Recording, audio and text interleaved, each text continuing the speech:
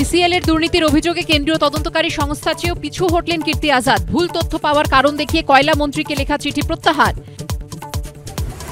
কেন্দ্রীয় সংস্থার তদন্ত চেয়েও কেন প্রত্যাহার কীর্তি আজাদের? বুঝেছেন বিজেপির শাখা সংগঠনই সিবিআই ইডি, দাবি তৃণমূলের। দলে চাপ, পাল্টা সুকান্ত মজুমদার।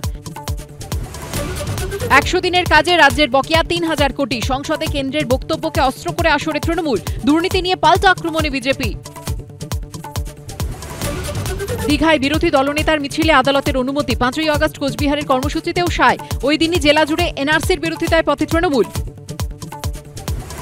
রাজ্যে এসআইআর শুরুর আগে বিএলওদেরও ভাতা বাড়িয়ে দ্বিগুণ করল কমিশন। ভাতা বাড়ল সুপারভাইজারদেরও। ইআরও এইআরওদের সাম্মানিক দেওয়ার সিদ্ধান্ত কমিশনের। বাইপাস ভিআইপি রোড থেকে কালীঘাট সল্টলেক।